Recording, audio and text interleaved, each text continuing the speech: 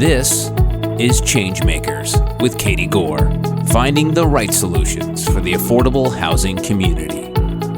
This week's ChangeMaker is Jason Peasley, the Executive Director of the Yampa Valley Housing Authority. Jason and his team provide affordable housing services for low and moderate income families in the Steamboat Springs and Yampa Valley, Colorado area. Welcome to the podcast, Jason. Thank you. Appreciate you having me here. It's great to have you here. And we typically start the podcast with each guest walking us through their on-ramp, so to speak, into affordable housing. How did your journey begin? And why don't you just walk us through some of what it looked like when you first came to the industry? Yeah, so I'm on the sort of like cusp of 10 years as the Housing Authority Director here. Prior to that, I worked in urban and regional planning. So I have a degree in urban and regional planning from Michigan State. And I've worked exclusively in Colorado in that field since I graduated college and moved out. Working in county planning to start off down in Pagosa Springs in Archuleta County, and then transitioning up to the city of Steamboat Springs in 2007.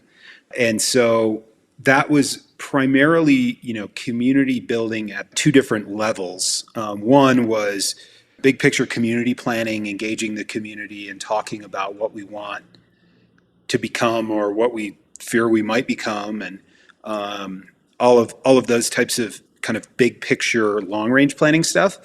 And then also on the very detailed side of things of actually reviewing development applications for compliance with the city's codes.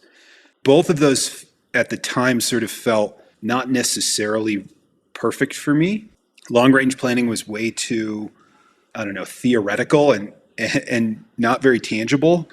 And the development review component was far more regulatory and a lot of saying no to various projects. And so I've transitioned in 2012 to run the housing authority here locally, not necessarily knowing what the housing environment was completely like, but knowing that I kind of wanted to run my own shop and make a difference in a tangible way where you could actually see the fruits of your labor. That was my introduction into housing, was taking over a housing authority that was kind of down on its luck and really struggling back in 2012. Took the job and then got into it and realized how bad it really was. The organization was in a pretty tough spot. No, not very much in the way of revenue, lots of costs and a lot of different sort of hang fires as far as distressed assets and deferred maintenance and things like that really needed to be handled before we could start growing as an organization.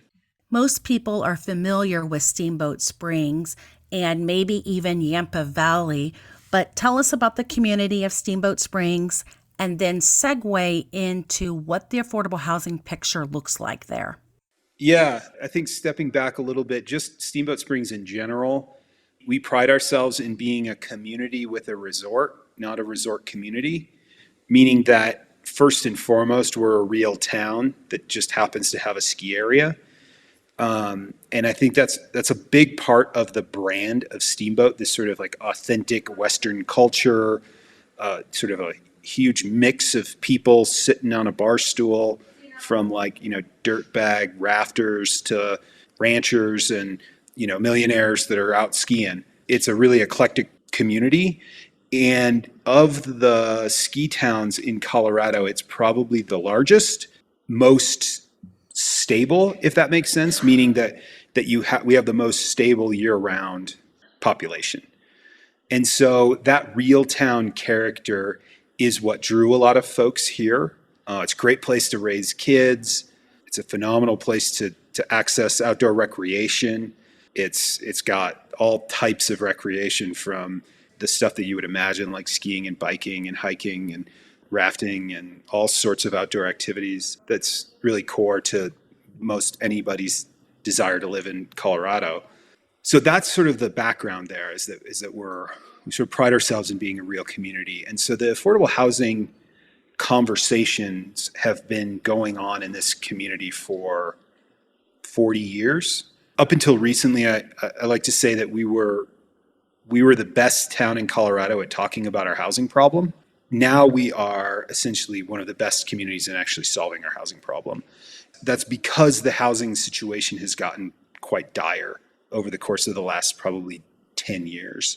Coming out of the recession, housing was generally affordable and has quickly ramped up to being largely unaffordable due to a huge supply-demand imbalance, meaning that there's tons of demand for housing in Steamboat. People who want to vacation here, people who want to own second homes, people who live here and work here, folks who want to relocate here. And all of that is paired against the fact that there's just a limited supply of housing. We have not developed a significant supply of local workforce housing over the course of basically the entire history of this town. We've always been sort of in this deficit, but it's been exacerbated by the sort of Zoomtown boom that's happened, where folks get sort of shaken away from their desk in a major city and can live wherever the hell they want. So now they're moving here. And also the fact that, short-term rentals have been a huge growth area for our community, meaning they're competing out local long-term renters by short-term renters. And moving into that environment, we've started developing a significant amount of supply to sort of counteract all of those factors, to make sure that we have supply of housing for those folks that work and live in town, and so that we can maintain that sort of real town vibe. So are you saying that workforce housing is the number one issue facing the Yampa Valley, or just a combination of, supply to demand to types of affordable housing, people who are in working wages, rental prices? Like what's the dynamic with the workforce housing here? Yeah, I mean, it's definitely the supply demand imbalance. Like we can't build it fast enough. Okay. Right now, we believe there's probably 1,400 units of housing that's needed. That's a huge deficit. And, we've been successful at bringing on quite a bit of property. We're just finishing up leasing a 90-unit apartment complex, but there's still 1,400 folks that still need housing, if that makes sense. And so we're dealing with this sort of huge backlog of that's the result of sort of year over year a net deficit of housing. But for folks living in this town, housing's a big one, right? It's the biggest expense that anyone has in their budget, generally speaking. But second to that is daycare, and then food prices. Daycare is incredibly expensive. Food's incredibly expensive. The cost of living up here is really high, and the wages just have not kept up with that escalation. So you said that you're developing the supply, and of course it's going to take financing. And I read that very soon Steamboat Springs voters are going to have an option to help leverage a new 9% lodging tax. Explain what that is and how you guys are involved. Yeah, so we're not involved in the campaign because as a government agency we can't be, but we are involved in sort of educating the community on the housing crisis that we have. Like I mentioned, we have 1,400 units that we need today. So that lodging tax was approved by our city council to be put on the ballot. And that particular tax would be it's essentially a 9% excise tax on short-term rentals. The goal there is to raise money to support our affordable housing efforts, not just the housing authority itself, but just community-wide. There's other organizations like the hospital and the city itself that are working on developing more housing supply. And so bringing in more resources for that is going to be really critical. This sort of opportunity that everyone has to vote on it this time around. And so we're tracking that very closely, want to know what's going to come of that. Because it could be a huge boost in local source of revenue, which will be critical in accessing grant funds, matching. If you have a matching grant, all of that is going to be really critical. I think it signals to granting agencies, to philanthropic organizations, to the state, to the feds that like our community's bought in, that they want to invest in this. I bring this up because there are several communities around the country that are dealing with short-term rentals, and this is a unique financing and tax on the lodging tax. So it's a unique financing and tool that actually could address some of the supply crunch that you were describing. And I'm not sure many people are considering it. So I do This is an innovative approach for you guys, and we're going to be all watching to see what happens and what the results would be from this potential revenue. It's definitely not a unique thing in the Colorado mountain towns. I think there's probably half a dozen that have short-term rental taxes on the ballot right now. It's not surprising that many communities are dealing with this just because of the proliferation of short-term rentals. Just as an example, so I mentioned we have 1,400 units that we need. There are 3,000 vacation rentals in Steamboat. Oh, wow. And so, not every single one of those units could potentially be converted into a long-term housing unit for a local workforce person. With that much volume of use as short-term rentals, there's a real impact on the availability of, some of these condos and one-off units that traditionally had been like really significant amounts of locals' rental housing. Another exciting best practice about what you're doing there, Brown Ranch, a development that Yampa Valley Housing Authority is about to cross the finish line. Tell us what's happening there and how you're moving the needle for affordable housing. I don't know if there's ever actually a finish line with Brown Ranch. Good point. I think we might be finishing the first mile of a marathon. So Brown Ranch is a 534-acre piece of property that was gifted to the Housing Authority through an anonymous $24 million donation to our organization. That happened last year. I need you to repeat that sentence because that's not a sentence a lot of people hear. Start with the number of acres and the donation amount again. So it's 534 acres of land immediately adjacent to the city of Steamboat Springs. 420 of those acres are in the urban growth boundary for the city of Steamboat Springs, so part of our planned growth area. The property came up for sale middle of last year. I got invited to a meeting to just talk about affordable housing, and some folks were like, all right, we want to buy you this entire piece of property so you can solve the housing problem. Are you the right folks to make that happen? Which was a kind of a striking statement. And it was kind of a big gulp and a yes statement right after that by me, because we definitely are the right organization to be taking this on. But it sort of launched just into the stratosphere of working on developing housing. We've done a very good job of that leading up to this moment, but now we have the ability to essentially tackle our entire housing need over the course of the next 20 years. So what are the next steps? Do you have to go through some property zoning? Do you have you put your planner's hat on again. What do you have to do to move that into the next phase? Yeah, there's quite a bit that we have to do. So right now we're wrapping up our community development plan. That's available for folks to look at brownranchsteamboat.org. That's, a 180-page planning document that's been the result of a 15-month process with the community. We took possession of this property in August of last year, immediately put it out to the community to say, all right, what is it that we want? This is a community asset. What do we want to create as a community?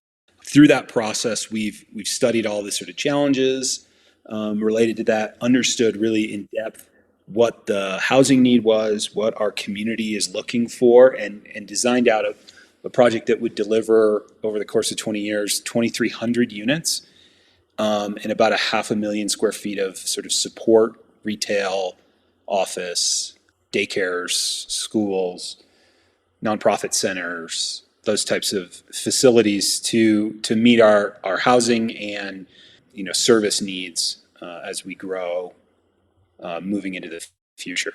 And so that plan is just about wrapping up.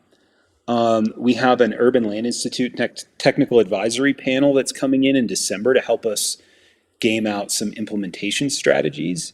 And then in 2023, we are going to be full on with the city on annexing the land into the city of Steamboat Springs. Within those conversations is a lot of things that are sort of very top of mind for the community, like traffic and water and ongoing cost of services and housing affordability and health equity. So those are going to be some, I would say, a very intense period of community conversation regarding this. We know what we want. We have to figure out how to make it happen. And then we're going to be designing our first neighborhood as far as all of the infrastructure is concerned. Right now, we're working on a energy master plan to see what the best way to deliver energy to the site is. So we're exploring a ton of different options, including like a district scale ground source geothermal loop that would provide all of the heating and cooling needs for the community.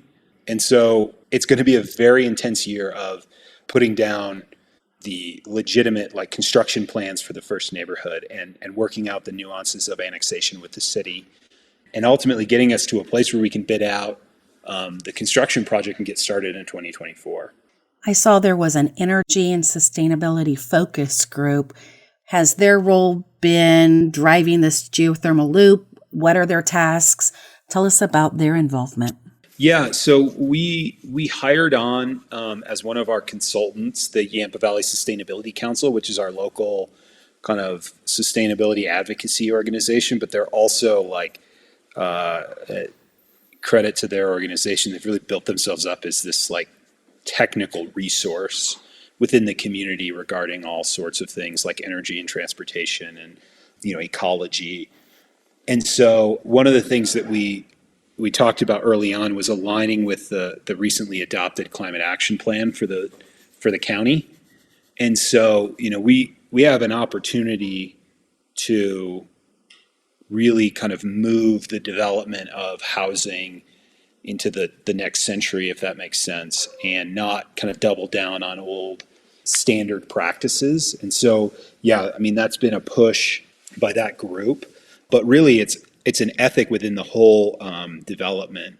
One of the ways that we're sort of organizing our decision-making process is we created a steering committee of 20 locals that help us like define what it is that we're doing. They created a vision, and they've created these organizing principles. The first being affordability, but the second being sustainability. So once we hit affordability, we move on to sustainability, so that we have some framework in decision making. But it's that important to what we're doing, because we know that life cycle costs are just as important as initial front end costs. It's interesting. We're talking about you using an innovative best practice here, but wouldn't it be a wish list item if we just said this was standard practice, affordability and sustainability? Yeah, I hope we can model how that actually can be just standard practice. Was there any opposition to this development, or describe how the community responded? I think right off the bat, there was a ton of hope and optimism that this could be the moment that people have been like kind of hanging on for, that they could get that house they've always aspired to own in town, move up from the current housing that they're in, or actually have their own place. And we've been listening and hearing all of those hopes, which has been awesome. It is, I would say, now that we're into the part where it's getting much more tangible, we have an actual plan that you can see.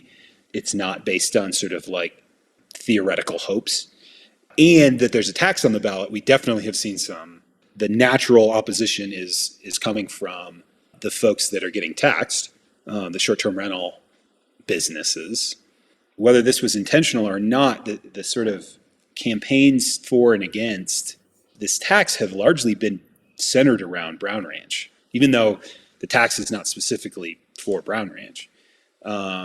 So it'll be interesting to see the outcome of this tax, because it's not a direct referendum on the project, but it's kind of morphed into that. And so we'll see from the voting public, where the sentiment is. But we've seen a lot of support from the community. We engaged with about a quarter of our population over the course of the last 15 months.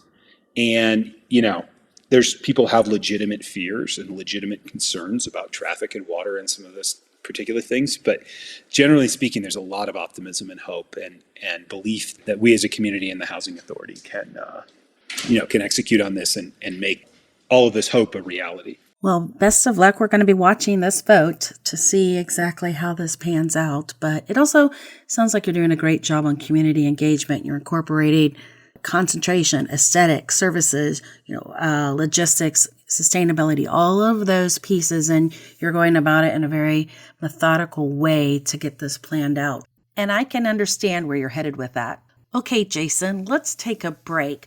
But coming up in the second part of my talk with ChangeMaker Jason Peasley, the Executive Director of the Yampa Valley Housing Authority, Jason discusses the importance of truly knowing your community when it comes to solving the affordable housing crisis. One of the things that we've worked really hard on is authentically knowing our community and then pairing solutions that match that. You can't take what works in San Francisco and drop it in Steamboat. And the same thing is true. You can't take what works in Steamboat and drop it in Vail. You have to tailor your solutions to your local environment, and having the flexible capital to do that is really critical. Thanks for listening to Changemakers with Katie Gore. To find out more about Katie, go to quadel.com. That's QUADEL.com. This has been a production of Forbes Books Radio.